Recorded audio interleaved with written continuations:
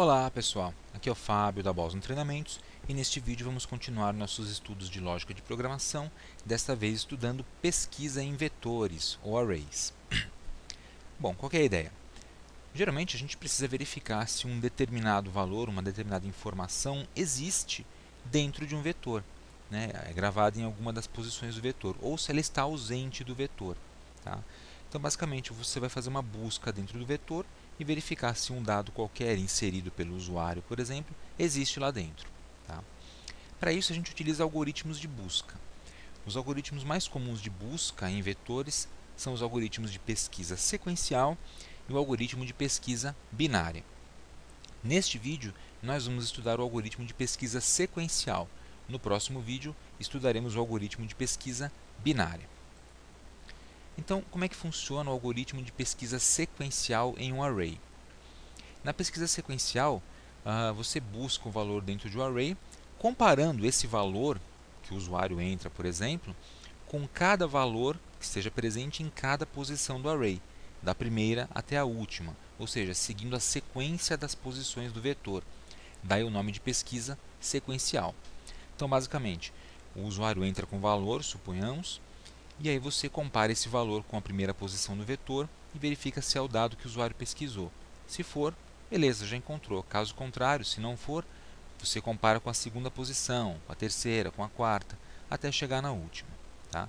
Então é isso que faz o algoritmo de pesquisa sequencial em um array. Note que esse algoritmo de pesquisa sequencial que a gente vai estudar, que você está vendo um exemplo aqui na tela, ele retorna assim que encontra um dado pela primeira vez dentro de um array. Então, se uma informação ela se repetir em vários pontos do array, apenas a primeira ocorrência será retornada. Para que você retorne todas as ocorrências de um determinado dado dentro do array, você vai usar uma outra técnica que a gente vai estudar mais para frente. Beleza? Bom, então vamos dar uma olhada rapidinha nesse algoritmozinho aqui. Então, esse aqui é o algoritmo para pesquisa sequencial. Veja que eu declarei um vetor chamado vet de 3 posições. Eu uso 3 posições só para a explicação ser mais rápida, tá?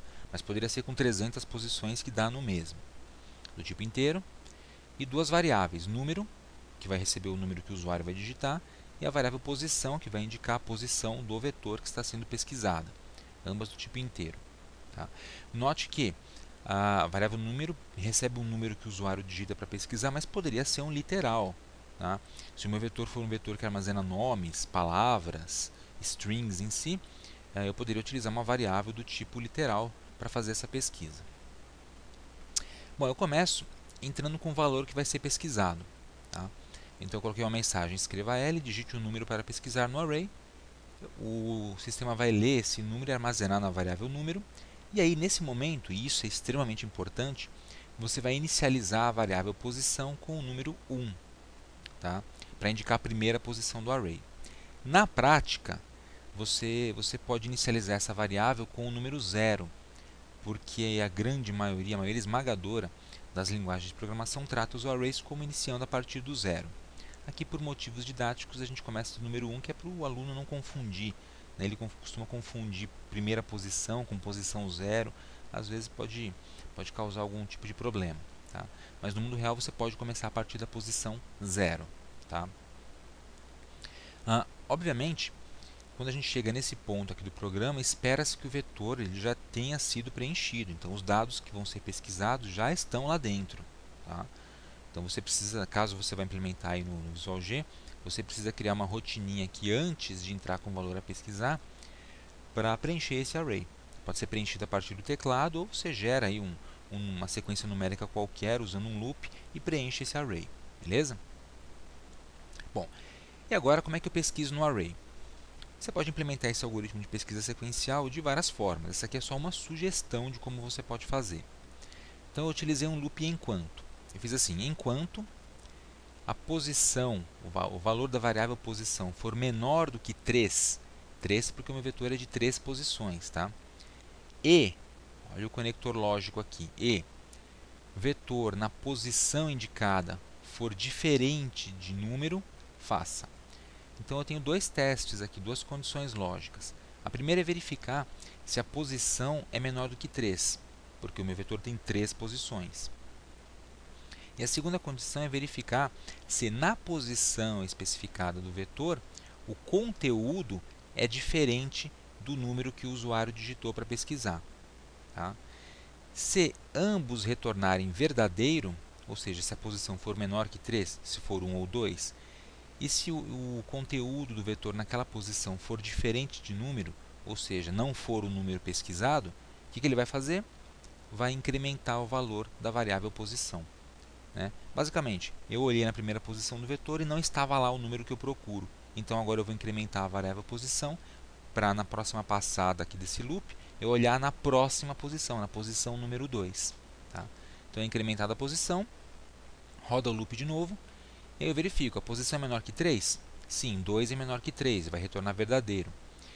E nessa posição 2 do vetor, o conteúdo é diferente de número? Né?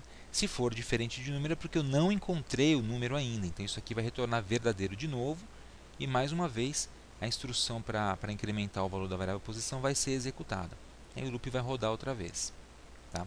Na terceira rodada, posição é menor que 3? Não, 3 não é menor que 3. Então isso aqui já retornou falso e eu vou sair do loop. Okay? Caso durante a execução do loop o conteúdo de uma posição do vetor não seja diferente da variável número, significa que o número foi encontrado. Ele é diferente? Não, então ele é igual. Foi encontrado o valor. Nesse caso, esse outro ramo aqui, essa outra condição é que vai retornar falso e você vai sair do loop do mesmo jeito. Tá? Depois de sair do loop, a gente faz um condicional C para verificar se o conteúdo daquela posição do vetor é igual ao número que foi digitado. Se for, é porque o número foi encontrado. Se ele foi encontrado, então, eu mando escrever uma mensagem na tela. O número foi encontrado na posição x. Caso contrário, se aquela posição do vetor não for igual ao número digitado, então é porque eu não encontrei o valor. Então eu coloco um código do tipo escreva número não encontrado no array. Beleza? Então, basicamente, é isso que faz o algoritmo de pesquisa sequencial. Essa é uma forma de implementar, existem outras. Você pode, inclusive, tentar outras formas de implementar, desde que elas sigam um mecanismo básico, que é esse daqui. Como é que é feita a pesquisa sequencial, então? Que o mecanismo. O importante para você montar o algoritmo é, antes de escrever o código, entender como é que funciona o mecanismo. Então, suponhamos que eu tenho aqui a variável número, num, com o número que eu vou pesquisar. Eu quero pesquisar o valor 2. Quero verificar se existe, sei lá, o número de matrícula 2 de um aluno. E o meu array está aqui do lado. Tem 3 posições. Na posição 1 tem um valor, na posição 2 tem outro valor, na posição 3 tem outro valor inserido. Tá? Então, quando eu inicio esse programa, a variável num contém o número 2, depois que o usuário digitou o número 2. A variável posição tem o número 1, porque ela foi inicializada com o número 1. E a posição no vetor, no caso o vetor naquela posição, na posição 1, possui o valor 4, que é o que está aparecendo aqui no meu array. Tá? Aí o primeiro passo, eu vou comparar o conteúdo dessa variável com o conteúdo da primeira posição. Tá? Então eu verifico, a posição é menor que 3? Sim, é menor que 3, é 1, deu verdadeiro. E o conteúdo da posição é diferente de número? Bom, aqui é 4 e aqui é 2. Sim, é diferente, então retornou verdadeiro.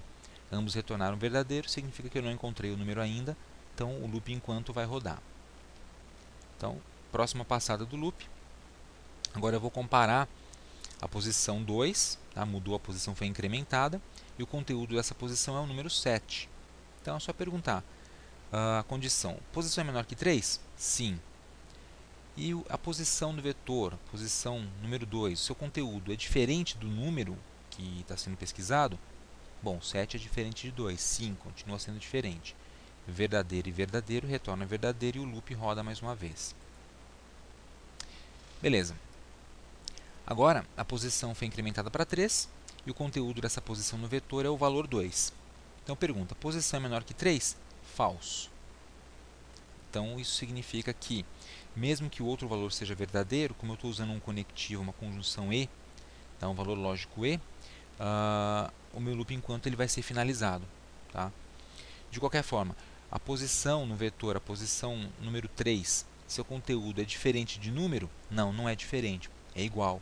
o número que eu pesquiso é 2, o número que está lá dentro também é 2. Então isso aqui também vai retornar falso. Ambos retornaram falso. O que vai acontecer? Agora é só eu fazer uma comparação utilizando o se, um condicional, e se os números forem iguais, o que eu estou pesquisando e o dessa última posição antes de sair do loop, então significa que o número foi encontrado e é só exibir a mensagem na tela. Caso contrário, se forem diferentes, é porque eu rodei o loop inteiro e não encontrei o número dentro do vetor. Tá? Vamos lá para o Visual G para ver esse código implementado então. Então está aqui, algoritmo pesquisa sequencial em arrays. Tá? A gente vai buscar dados usando a técnica da pesquisa sequencial. Então aqui eu declaro as variáveis, o vetor. Eu coloquei uma rotinazinha para preencher o array. Então, para a posição de 1 até 3, faça, escreva L, digite o número para inserir no array e leia vetor posição. Então, conforme o usuário vai cadastrando os números, eles vão ser inseridos na posição do vetor, na posição que é dada por esse loop para. Então, posição 1, 2 e 3. Tá?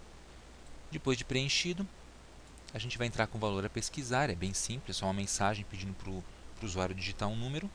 E aí a gente inicializa a variável posição 1. Tá?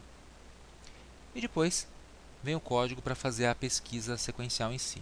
Então, enquanto a posição for menor que 3 e a posição no vetor for diferente do número, faça, incremente a posição.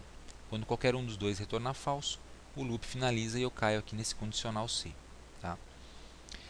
E aí é só fazer a comparação. Na posição do vetor, que foi a última visualizada, seu conteúdo é diferente, é igual a número? Se for igual, é porque o valor foi encontrado e eu exibo a mensagem número encontrado na posição x. Caso contrário, significa que eu não encontrei o valor, então o valor não existe no vetor e eu escrevo uma outra mensagem qualquer. E aí finalizo o meu algoritmo. Okay? Então eu vou executar isso aqui para a gente ver ele funcionando. Tá? E aí a gente vai encerrar.